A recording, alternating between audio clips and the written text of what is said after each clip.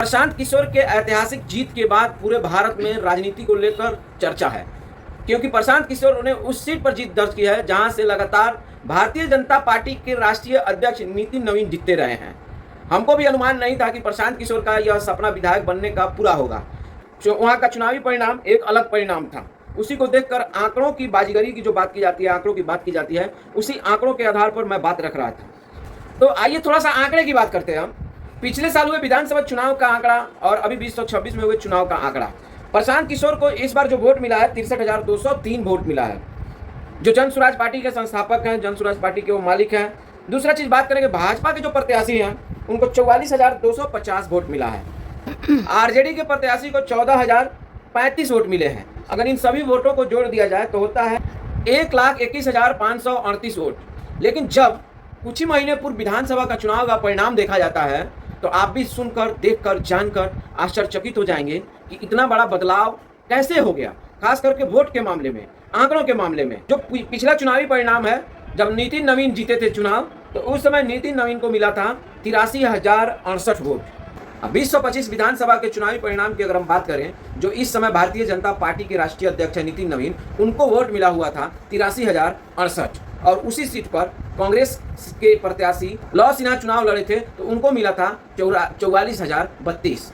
और पुष्पम प्रिया भी चुनाव लड़ी थी, उनको वोट मिला था 5189। तो आप पिछले नवंबर की बात कीजिए, और नवंबर से अभी हम लोग जो हैं अगस्त में है, तो ज़्यादा महीना तो नहीं हुआ गुजरे हुए विधानसभा का, लेकिन आंकड़ों का खेल इतना उलटफेर है जिससे समझने की जरूरत है उस समय के आंकड़े की और इस समय के आंकड़े की। सभी वोट मिलाकर हो जाता है 1,32,089। और भी कुछ प्रत्याशी चुनाव लड़े थे जिनको 1,500, 800 ऐसे ही मिला था। मैं उनकी वोट इसमें काउंट नहीं किया हूँ। तो 2025 की अगर हम बात करें, इन तीनों को मिलाकर वोट मिला था 1,32,289। और उस समय नितिन नवीन को वोट मिला था 83,068 वोट।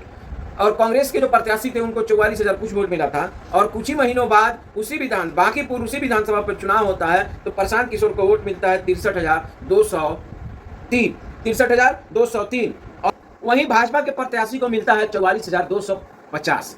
ये आंकड़े के वोट का जो आंकड़ा है, ये अपने आप में आश्चर्यचकित और आपको अचंभित करने वाला है। बहरहाल, जिस विधानसभा में जिस पार्टी का एक भी सीट नहीं निकला, उसी पार्टी के संस्थापक जन स्वराज के मालिक कहे जाने वाले प्रशांत किशोर ने उपचुनाव में खुद ताल ठोकी और भाजपा को हराया। भाजपा को ही ना हराया बल्कि भारतीय जनता पार्टी का वो एक किला बना हुआ था, वहां से हमेशा भारतीय जनता पार्टी जीतती रही है, उस किले को ध्वस्त किया। और राष्ट्रीय अध्यक्ष नितिन नवीन का वो सीट था, उसको हराकर, उस सीट पर भाजपा के प्रत्याशी को हराकर एक ऐतिहासिक कारनामा करके दिखाया है प्रशांत किशोर ने। हालांकि मैं भी प्रशांत किशोर का समर्थक नहीं हूँ, लेकिन ये जो चुनावी परिणाम है, एक साफ सुथरा और निष्पक्ष जो बात होती है, सही बात होती है, उस बात को मैं जनता के बीच में रख रहा हूँ। हमने भी शुरू से प्रशांत किशोर की कुछ नीतियों का विरोध किया है और आगे भी करता रहूंगा। लेकिन प्रशांत किशोर ने आज जो जीत दर्ज की है, इस आंकड़ों के खेल के मुताबिक, प्रशांत किशोर को ईटीवी इंडिया न्यूज़ की ओर से मैं बधाई देता हूं, शुभकामनाएं देता हूं कि वो सदन में जाएंगे और बिहार की जनता, युवा और बुजुर्ग और किसानों की जो समस्याएं हैं, इन समस्याओं को वो प्रमुखता से रखेंगे। तो प्रशांत किशोर को आखिरकार सदन में जाने का मौका मिल ही गया। बांकीपुर की जनता ने इस बार भारतीय जनता पार्टी को बाहर का रास्ता दिखाया। जहां बात बार बार वहां चल रही थी कि कुत्ता, बिलार और सियार किसी को भी टिकट दे देगी, भारतीय जनता पार्टी वहां जीत जाएगा, तो कम से कम इस घमंड को चकनाचूर तो बांकीपुर के जनता ने भाजपा के प्रत्याशी को हराकर और जन स्वराज के प्रत्याशी प्रशांत किशोर को जिताकर दिखा दिया है और सुना दिया है। अब उम्मीद लोगों को है कि अब आगे भारतीय जनता पार्टी के नेता नहीं कहेंगे कि कुत्ता, बिलार और सियार को हम लोग टिकट दे देते तो वो भी जीत जाएगा।